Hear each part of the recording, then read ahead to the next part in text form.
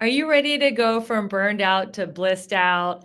I'm Rebecca Whitman. I will share with you my 7 pillars of abundance and interview experts that will help you get all 7 areas of your life in alignment so that you can be balanced, beautiful, and abundant. Let's get into the show.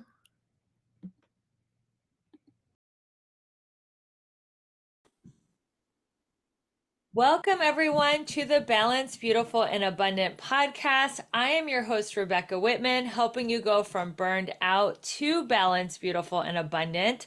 Today, we have a very special guest who is a new friend of mine. Welcome to the show, Patty Smith. Hi, Rebecca. Great to be here. I know thank you. We've been planning this for months and months and knowing we were going to have this incredible conversation. And now the day is finally here, and I cannot wait to talk to you. Yes, I'm excited too. It's been great getting to know you, and I just love what your podcast, your show's all about.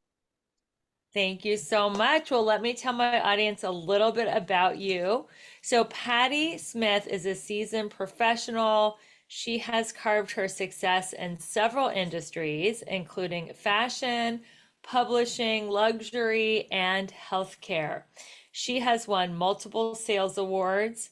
Her commitment to personal growth and transformation has been a constant in her pathway to success, and her conviction in the boundless power of human potential radiates through all of her work. Her new book, What Am I to Do Now, is a testament to her expertise in life's uncertainties. So, Patty, tell us your story. How did you go from the industries that you were in to becoming a life coach, helping women to reinvent themselves in these uncertain times that we're in? Sure. I grew up in Michigan. I was in the middle of six kids, like the Brady Bunch. We were boy, girl, boy, girl, boy, girl. I was Jan, for those of you that know Brady Bunch. And there's two things as a kid that was always like a pull for me that I don't know, it lit me up. Was one was fashion, to the degree that my family called me fashion plate. I used to argue with what kind of pajamas I'd wear to bed. And the second was helping people. And the other nickname I had in my family was Florence Nightingale because I was always running out to help my friends with their problems. So it's kind of interesting how my life kind of went full circle. Once I got out of school, I really wanted to do something in fashion. I wasn't sure what that was. And I ended up uh, getting into the fashion world. I went to a fashion institute, and it ended up bringing me out to California. And that was my world for the first chapter of my life, like really into my 30s. And I loved it. I got to travel. I was in New York part-time, and I just learned so much. I was in sales, and I eventually became a national sales manager. And I just felt like I was such in my zone. And eventually things just kind of morphed for me. I kept reinventing myself. While I was working, I ended up getting having two colleagues that we started a side hustle with. And so for a while, I had a side hustle, and What was your side eventually, hustle in? it started out as one thing, but it ended up being a high-end gift business. And so we were working in fashion, but then we were working in these high-end gifts, which was kind of still that space. And it was really, I mean, it was fun, it was creative. And then eventually I got out of it, and I was pregnant, and we were redoing our home. And that was kind of a next chapter for me. So I always intended on going back to work. I took off a little bit of time because we were redoing our house, and I had just gotten out of this business. And a lot had changed with the fashion industry. So it was just everything was kind of the right time to move forward. And then right before my daughter was 18 months old and my husband had a health scare. And, in my book, I talk a lot about navigating change. And some change, it's things that we want to change, we want to grow. But a lot of times as we get on in life, things happen. And my husband had a very serious health scare to the degree that I jumped back into work like immediately. And that's how I got into, I was selling advertising for a home magazine, a high-end design home magazine, because it was flexible and I could take care of the little one. And my sister at the time, my older sister, was kind of dealing with cancer off and on. And my world really was pulled out from under me. And we got through the health scare. Everything ended up being okay. And so I was into this selling advertising. And from there, I became, I really formed a good relationship with two clients. And one was a designer, an interior designer, the other was a landscape designer. And eventually they pulled me away and I started working for them doing PR and marketing.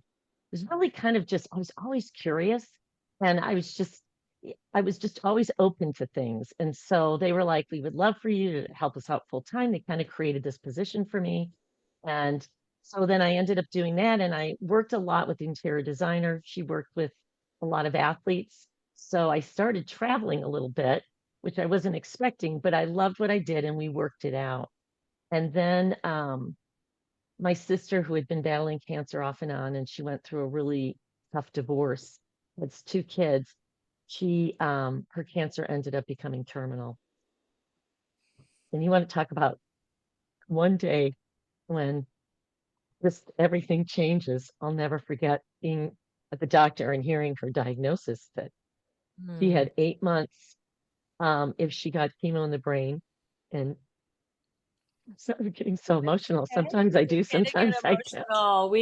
We accept everything on this show, tears, laughter, and everything in between. So it's totally okay to cry. Just breathe through it. Yeah. I know she's your big Ah, sister. it's Yeah. been a few years too, but so they said 8 months if she got chemo in the brain, and 8 weeks if I'm sorry, and 8 weeks if she did not. And I really think that she made the decision to do the chemo because of her two kids. At the time, one was, I believe, just started middle school, and the other just started high school. Because this all happened right when we found out all this on their first day of school. So I became a caregiver overnight and I stopped working because it was full time. And anybody who's been a full time caregiver will know it it is so overwhelming because no one preps you. Kind of just like a mom, you're not really prepped to be a full parent. And I really, this really was, it really was navigating change and navigating unknown every day because you never knew what to expect just when you thought you had everything down. I mean, my husband was an angel through it all. I learned a lot. Um, it tested me so much, but it also really changed a lot for me. My sister ended up doing well through different chemos, and she lasted 8 months. And finally, she passed away. And it was interesting through that journey. My life was healthcare, and it was tough navigation, but there were some beautiful things of it. And one of them was finding hospice. And my sister got in early enough, and I just was so touched by all of that, that when she passed away, I decided I'm going to completely switch gears and reinvent myself once again and get into healthcare. And I didn't know what I wanted to do exactly, but I felt this pull for advocacy. And it's just suddenly something just changed in me. Again, that curiosity in me. I, you know, so I started sending resumes against nothing. I hadn't looked for a job like this in so many years. And finally, I reached out to somebody and at a hospice that we used and said, I'm not sure what I want to do, but I want to be in this space. And they recommended me going and talking to some networking groups and getting in front of people. And I did. And I, I landed into some different things and eventually landed in an entrepreneurial company. And they created a position for me. I was VP of Relational Partnerships and I loved it. I felt like my soul was being fueled by this work. It was such a connection. I just felt connected with just everything we went through with my sister, and that she was just in a better place, and it just felt right. And then the CEO asked me to be president. I didn't think it was a good fit, but after 8 months of encouragement, I thought I'll do it temporarily. And it was a big talk about navigating something that I it was such a big move for me because it was in technology, which is not my space. I was more about relationships and partnerships and marketing and that kind of thing.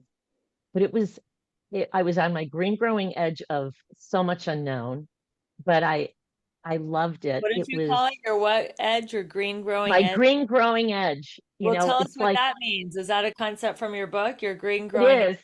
Okay, It is, tell and us. it's so funny. It's become so much a word that I say that when I put that in my book, my editor said, "You better explain green Yeah, growing edge." And there you yeah. go. Green growing edges, throughout my book, I talk about your what's next evolution because we are constantly evolving and we were designed to grow and evolve till we take our last breath. And that looks different through the different seasons of life. But I think what happens is we tend to stagnate and stall, especially in midlife. And it's like our world kind of gets smaller. We get so comfortable that we don't push ourselves anymore. And the green growing edges, when you step out of that comfort zone and you're excited, it's like you're excited and curious, but it's also kind of scary. That's your green growing edge of your what's next evolution, the next space you're going to evolve into. And so I really felt that way taking that position. And you know what? It was amazing. I learned so much. And I ended up having to, sadly, our CEO kind of went rogue and we had to actually kick him out. And then I eventually had to make a decision to shut down the company. It was based on, I mean, everything was okay, but And then how did just you become a life coach? well, after that happened, I don't know. I have never taken a setback to heart like I took that setback. Even though it wasn't my company, I to have to shut a company down, I had to bring somebody in to help me do it. It really played a number on my self-confidence. I just thought, here I thought I was doing this was my next, and it was fulfilling, and I'm helping people with the work that we did. And it's just like and then it just wasn't. And I think my identity was so wrapped up in that that it really took me back. And I for a New York minute, I was telling one of my friends, I think I'm just going to go get a job and maybe I'll just work at, in the mail, you know, for the post office. Not that there's anything wrong with that, but I don't know why that popped in my head. But she's just like, what? And I realized that was a moment when I was just really feeling uncomfortable and small. And you know what? Maybe this is enough for me. And I knew deep down that wasn't the truth. And so my one of my friends had been asking me for 3 years to go to a personal development event. And I kept not having the time, right? 'Cause all these things, like just life was full. And so I decided that this might be a good time. And I went and it literally opened up my world And again. which event was that? It was Mary Morrissey's Dream Builder Live event. And what opened up for me was, this idea of, you know, you're just getting started, and I thought about my mom and my sister who at that time had already both passed away. Well, actually, my mom hadn't passed away yet. My mom wasn't doing great. My sister had passed away. And I made a decision that I'm going to go into this thing. It took me a little bit of time, but I worked with a coach for just a little bit. And then I decided, I think I'm going to do this. And then, right when I made the decision to get certified and make this investment and really jump into something new, my mom's health went downhill. And like one day woke up in late stage dementia and I was out on a plane helping caregive with my younger sister and my dad. And 3 weeks later, my mom died. And And then your mother-in-law died. no, not my mother-in-law yet. My But I'm mother saying died. since we talked for a little bit before we hit the record, you've shared with me about your sister's passing, your mom, your mother-in-law, and it's Yeah, like you've had a well, lot of loss. yes. And what I was going to say is 3 weeks after my mom died, my niece was killed in a tragic accident. Oh my God. You have been Yeah, through so much loss. I'm so it, sorry. oh, it really, I was questioning a lot at that time because I thought, wow, But there's always people. I mean, you can always find people that have a more like heart-wrenching story. And I just thought, you know what? It's my journey for whatever reason. What am I supposed to learn from this? But what was interesting to me is when I lost my mom and then my niece, I was going, gosh, I just made this big decision. And it would have been easy to retract and just say, maybe I should put this on hold. But the weird thing that happened was the opposite.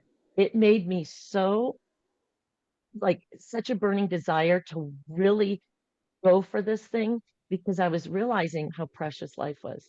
I lost Mm. my sister when she was 50. Then 5 years later, my mom dies at 82. And then 3 weeks later, my niece dies just shy of her 21st birthday. And it really brought home that whole point of you don't know what the next day is going to hold for you. And it changes like that. And Yes. so having this vision of something that was lighting me up really, I think, got me through my mom's loss and then my niece. And so It really and lit a fire under your butt. Like, it did, life it is did. now. And We're not promised tomorrow. Like, I have this vision of becoming a coach and helping women. I got to do it. yes, and I thought the last thing I wanted to do was start a business when I had just shut down a business, though it wasn't mine. But that was being afraid. I was just because I was letting the past dictate my future. And I thought, you know what?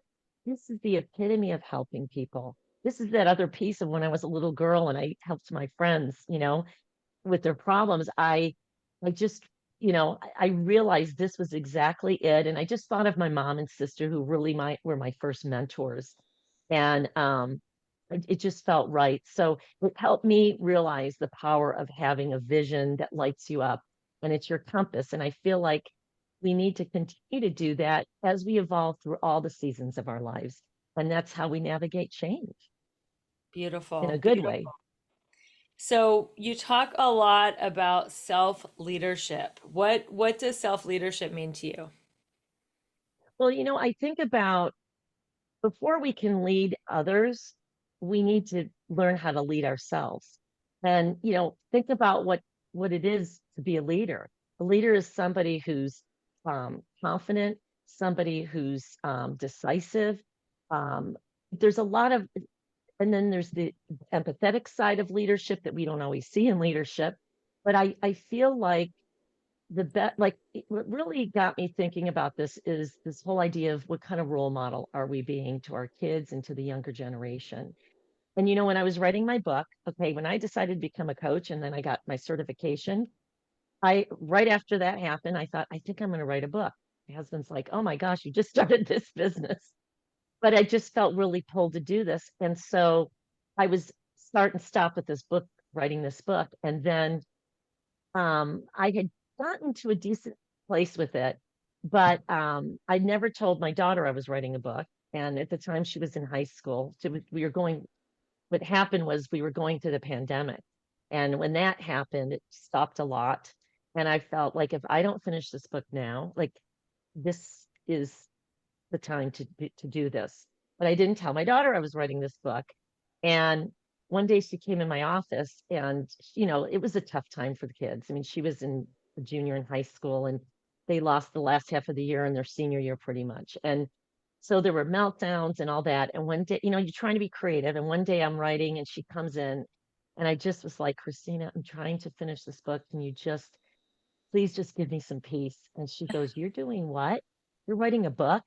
And I thought, I have to finish this book now because I've got to walk my talk. I'm, Yeah. you know, if I'm really going to be a parent and be a role model for her, she's at that age where it doesn't matter if I tell her you should do this or that. She's looking at me and she never saw my first act. She's like, I wish I knew when you were in the fashion business. So it's not like she saw, different things that I did. So it made me start thinking about what kind of a role model are we being even to our younger generation. And it And really that's a starts with, good, sorry to interrupt, but for our listeners, that is a good thing to ask yourself. If you are being watched by your child or a young person, what would they be learning from your behavior? Do you want to know my biggest and best beauty secret? It is liquid collagen. I started drinking liquid collagen 3.5 years ago, and I am totally obsessed. I have never looked younger, fitter, leaner, stronger. My skin is glowing. My hair is thick and shiny. Eyebrows, eyelashes, nails, they're all growing, and I feel like I'm aging backwards. If you really want to know a huge hack to be balanced, beautiful, and abundant, you got to try this collagen. It is amazing. If you go to the show notes, you will get a $10 off coupon. If you buy 2 bottles, it's $25 off. And there's two versions. There's one for anti-aging and overall health, and there's another formula for fat loss. Both formulas are amazing. They taste great, and it's so easy to take. You just take a spoonful in the morning and a spoonful at night and just add it to your regimen. This stuff is off the charts. So make sure you go to the link in the show notes and grab yourself a couple bottles and tell me how much you love aging backwards. Thanks for watching the show, and we'll be back to our regular content now. Just getting into that role model, or you can also ask yourself when you're stuck, what would my role model do right now? How would my role model, approach this person or situation? So, okay, go on. Well, and so that brings me to, last year when I just published my book, AARP, the AARP magazine for people 50 and older, they contacted me and they wanted to do this article on empty nesters. And Mm, so I thought, oh, okay, this is interesting, but I'm open. And it's interesting. She interviewed a few different people on this subject, and the pieces that she took from my interview were the pieces that spoke to being a role model for your kids. And it makes me think about self leadership because it's not just how we lead ourselves doing everything, in a way that we want to show our kids the right way to do things or like a healthy way of doing things. But I think it's also important for our kids to see how we fail and how mm, we resolve conflict to show yeah. that, we make mistakes. We're human and that we shouldn't be so afraid of making everything so perfect for them in their eyes with respect to us and watching us navigate if we've been through say a breakup or we've been through loss or something didn't work out or maybe you lost your job or maybe you're struggling with something for them to just see oh you get through it. I mean there's nothing. I think there's not a better teacher than somebody who literally walks their talk. And And there's not so a better teacher than failure. There is no failure. You either win or you learn. And I feel like kids are not equipped with failure. I know I almost had a nervous break. I did have a nervous breakdown in college when I didn't get into a certain social club because I had no coping mechanism on failure and not getting what I wanted. mm, So when parents make it so easy for kids to get everything they want, they don't really have the grit that comes from failure. exactly. And I'm going to share a story about my dad because when I think about reinvention, and a lot of times I think in our second act, sometimes sometimes we're just responding to things, right? But if you're really intentional about, like, say, retirement, people plan financially for retirement, but how many people really plan what they're going to do? And and just on a side note, I went to a class reunion last year, and there was a guy that had sold his business. He had had a business and he sold it, and he retired. And he said, and I said, so what are you doing now? And he says, I got a job. And I'm like, well, why? And he said, I retired and I wasn't even thinking about what I was going to do next. And you can only golf so much and, you know, do that kind of stuff. And he said, my wife was still working, my friends were still working. I don't know what I was thinking. And, we don't. our kids, we have them plan about their future when they're out of high school and college. What are you going to do? But I don't think that we really think about our second act of life, our second chapter, or even retirement. It's like, well, are you retiring from life? What do you want to do? Like, whether it's volunteer work or you want to, learn how to paint, or you want to explore something that it's always pulled you, but you've never had the time for, but to really get intentional about what that is. And Or because now people have to work. I just read an article this week, I think it was in the New York Times. For the first time ever, Generation X will not have enough money to retire at 65. Most people don't have enough savings. So, what kind of work are you going to do to reinvent yourself in your, third act? When you're at 65 and above, it is definitely going to be reinvention time. You're not going to want to do the same job that you've been doing for 30 or 40 years. So that is why reinvention is so important. So, what kind of advice? And this is an amazing book, guys. I was so happy to get a copy. What am I to do now? Simple strategies to navigate the unknown and ignite what's next in your life. What are some strategies in the book for reinvention? well, I actually I broke my book out into three parts. And the first was just kind of laying a foundation. The second is actually a 7-step Ignite You system. And Ooh, then that the sounds. and the third part of the book is overcoming barriers, because, you know, it all starts with really getting yourself clear on what you want. When I work with clients, and we're talking about wanting to um, go after something that's more fulfilling. And I think that hits a lot of people when they're in that mid part of life, right? A lot of people I know that happen to me. I want to get involved with more fulfilling work. And so you have to figure out, well, what does that mean? If you're going to spend your time doing something, and whether you need to get paid to do it or not, your work in the world, whether it's paid or not, is how you spend your time. Yeah. And so, I mean, you're only going to lunch and do, and travel and do certain things so much, but like there's that piece that I think what really fills you up is when you're doing something that lights you up and Yeah. something that somehow is impactful to others. And it doesn't have to be in a big way, but you just feel it's more complete. But you have to take the time to think about it. And I don't think that we don't even remember how to do it. So when I work with clients and I ask them that question, what would you love? What do you want? Almost always they tell me what they don't want. And Hmm. I asked them what they wanted, because we're clear with what we don't want.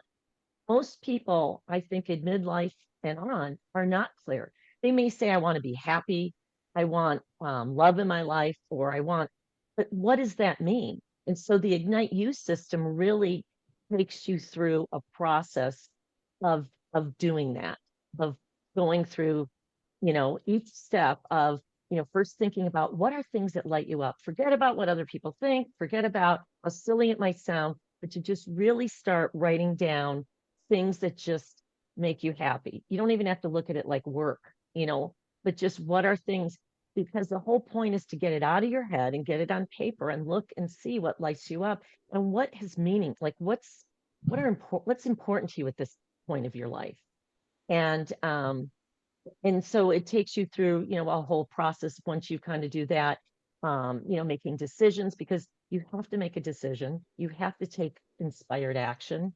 I call it imperfect inspired action, because it's about moving forward. And, this brings me to my story about my dad, who, you know, I have to say, I never, like, my mom and my sister were my first mentors. And then I have my mentors from my personal development world that I have been amazing.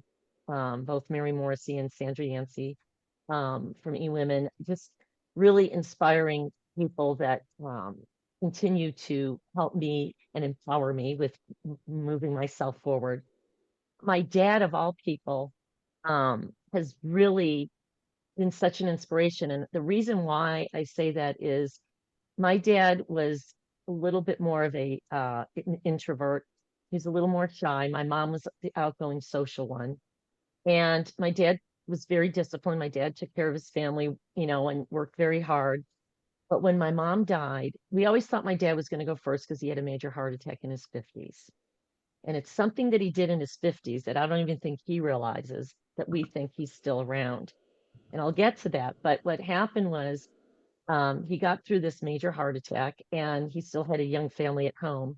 So it leads us to when my mom passed.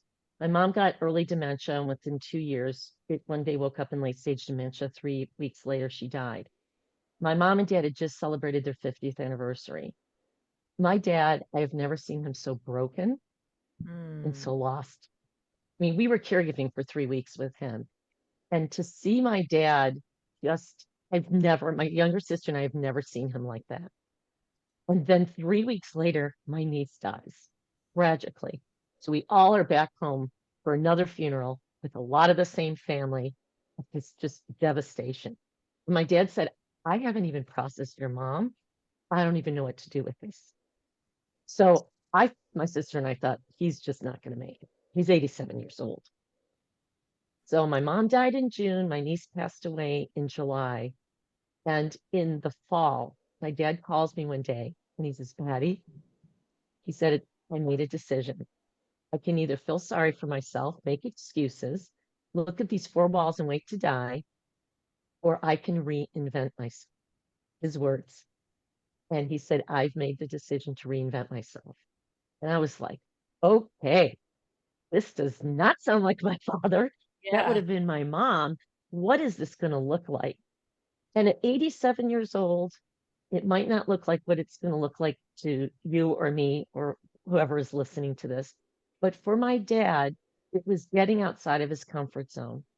My dad taught himself, he took my mom's recipes out and thought, I'm going to teach myself how to cook. I don't know what I'm doing, but I'm going to just do it. Mhm. And I think it also helped him get close to my mom, but he started baking things. And this was not my dad. My dad was the guy at the Home Depot. He was building things. Yeah, that's interesting. He's sharing recipes with us. Then he wants to go, he's going to, shop at Sur La Table, the home Yeah. store. We're like, who's this man? He's replaced it with Home Depot. He's bringing stuff to church to show for the women, say, hey, if you guys want to sell this at your bake sale. And then the second thing he did, which was a thing he just never wanted to do, my mother always did this, is he started volunteering at church. He Mm. did volunteering. Great. So to see a man at 87 who's more of an introvert to step outside his comfort zone at that age has been unbelievable. And, it starts back to where I think he had that heart attack and he was a healthy guy. And so they're pretty sure it was from stress. And my dad came up with this thing called his mental switch. He Okay, let's hear literally about says that. he says he literally visualizes a switch, like a light switch. And he that was how he shut down stress. Like if he was having a conversation that was upsetting, or he was in an environment where if he was in a conversation with you and things were getting heated, he's like, okay, it's time to turn the switch on. And he would literally shut it down. He, I don't care who he was talking to, my mother, his kids, whomever. He would literally shut down an uncomfortable, stressful situation that just isn't going to go anywhere good. And he really developed that ability with this mental capacity to shut off things that aren't serving him. And I really believe that it helped him even with all of this with my mom and my sister and my niece passing away. And I don't think he was like an unconscious competent about it. It's not like he studied personal development, but it was his own way of learning. And my dad's going to be 95 in October. Aw. We're making plans to celebrate. He still lives on his own in his house that's paid off that, him and my mom had. And it's the second house. They moved, 20 years ago. He's built a lot of stuff in that house. Amazing. And where is he? He Where's the he's house? in Michigan Okay. and he still drives, mindfully. He doesn't drive everywhere, but he still drives. He's got his wheels. He cooks. He does his laundry. He still does his own taxes. And, he's just always about moving forward, focusing forward. He had a very tragic thing happen this past spring and his blood pressure medicine dropped, or his blood pressure dropped, and he fainted at church volunteering, and he Oh, face planted, and he broke every bone in his body from, I mean, in his face from here to here. And we thought, okay, this is going to be it. I mean, this was it, you know. And he came home from the hospital and he said, I have one focus, and that is healing. yes. Literally what he said, one focus. Next thing I know, because they don't want him walking, that he's like, well, since I can't walk at the mall, he's on his exercise bike, you know, the stationary bike. Then he's tinkering with this doorbell that was broken. He likes fixing things because he's like, I've got to do something. And then he's in the evening, he's doing crossword puzzles. I've got to keep my mind sharp. But he said his focus was healing, not feeling sorry for himself, not saying, okay, this is it. It's what can I do from where I am with what I have? And Yes. that's what I talk about in my book on the action piece of my take action in the Ignite You system is take inspired and perfect action, because nothing happens until you act. Action changes things, and it's all about taking that first step. And I think And all with about imperfect action. I think people get yeah, stuck in analysis paralysis because they think they have to take perfect action and then they stay stuck. But imperfect action moves you forward just as fast, if not faster than perfect action, because you want to fail fast and fail forward and just go for it. So the final question is, when people are wanting to change themselves and they have fear and doubt of making mistakes or doing the wrong thing, how do you tell people to overcome fear and doubt? I mean, I'm going to repeat this. It's first of all, befriend your fear, because you're going to have doubt and you're going to have fear no matter where you are, because as you overcome one thing and you evolve into that next version, then there's going to be that next thing. And so I think if you start reframing what fear and failure is, I mean, failure is just feedback, number one. You know, Yes, failure is just feedback, and fear is forgetting everything is all right. exactly. And so really reframing what those things are, and really that's what's required to grow, because when you are doing something outside of your, you know, green growing edge, right, your uncomfort zone, you're going to do, when you're doing something that's new or something that you haven't, you know, practiced, you're going to fail. It's like walking. Think about kids. They learn how to walk by falling down. They Mhm. don't decide one day they keep falling down, well, I guess I'm not going to walk. They just keep trying and they fall down and they don't care how they look to other people, and then they eventually become walkers. Driving is the same thing. When we got that driver's license, right, at first you don't know what you're doing. You are so, but your drive to want to drive is bigger than the fear, so you just push through it. And so that's why having a vision, having a goal, something, you know, that is going to make something your soul's connected with, something like a purpose that just fills your heart. That's the first step, is to find something, because that will help you overcome those things, because your desire to want to do something is bigger than your desire not to. You know, a quick story, if we have time. Yes, yes, absolutely. Think about overcoming something. You know, this definitely when my sister, you know, got ill and my life got pulled out from under me, that was definitely all unknown. But the first thing that happened to me really taught me about, you have something you want so bad, and your will to do it is stronger than allowing the fear and doubt. And it's okay that they're there. Befriend them. Know that that's part of your process. That tells you you're on that edge of the next thing. When I was going to move to California, I was in the fashion business, and then they closed our showroom, and I was young. I was 22, just starting to make my way. And so I made this decision to move to California. I had a job interview, a place to live a month for free, and $300 cash. And I was going to do it. I just, you know what? It was scary, but I wanted to pursue my fashion career. And I knew that it would be LA or New York, and that my older sister had been out in LA, and she says, you can rent a room from us for free for a month. And then after that, you got to figure it out.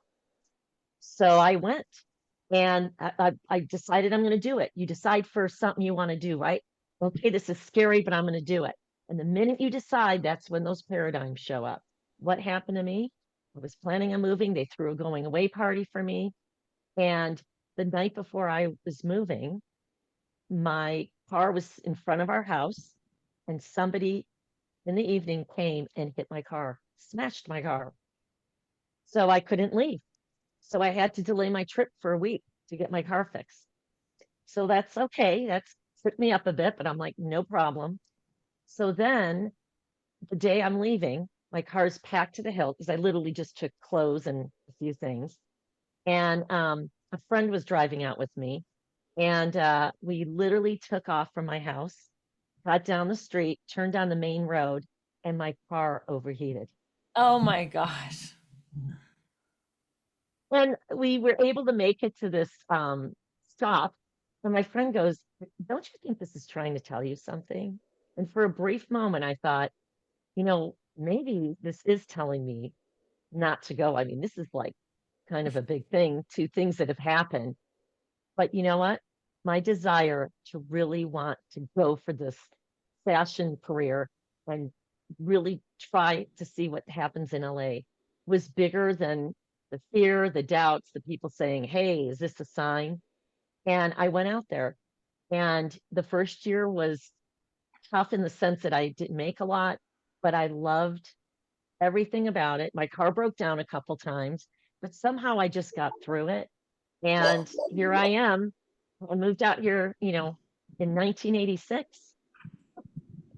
And you know what? Built an, you've built an amazing life here. So Oh, my dog's going crazy. I'm going to shut the door. I have so enjoyed this conversation. I know people are going to want to pick up your book.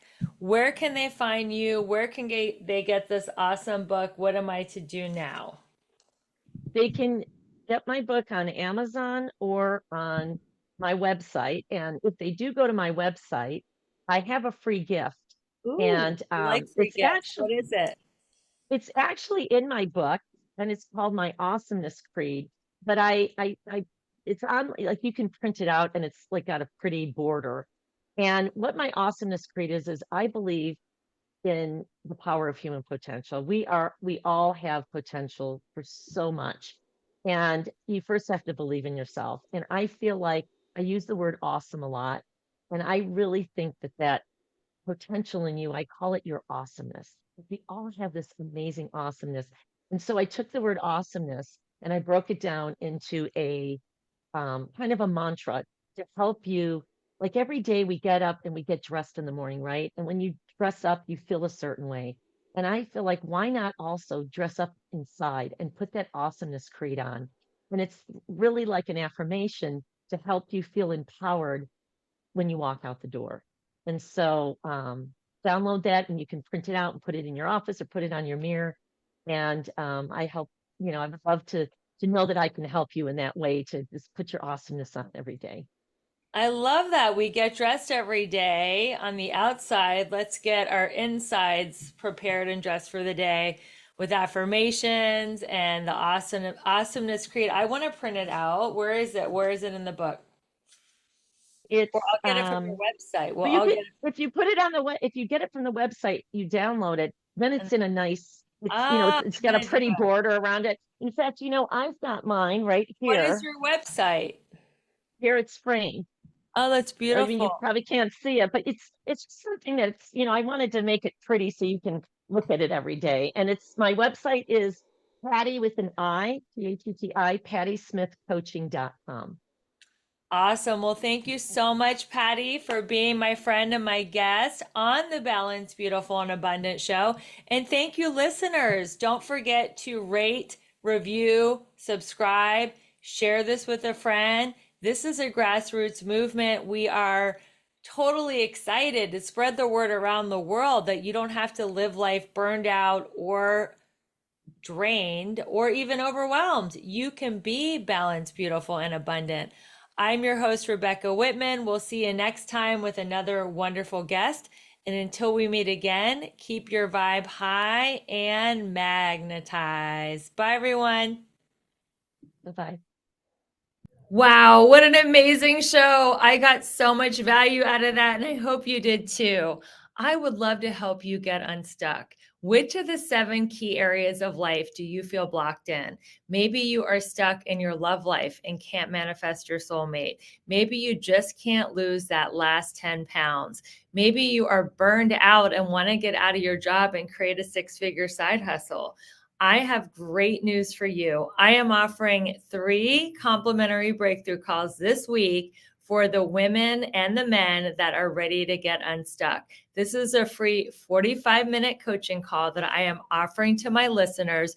Just go to the link in the show notes. And for those of you ready to really have the time of your life and end 2024 on an incredible note, you will want to learn more about the Balanced, Beautiful, and Abundant Retreat, October 3rd through 6th in Belize City, Central America.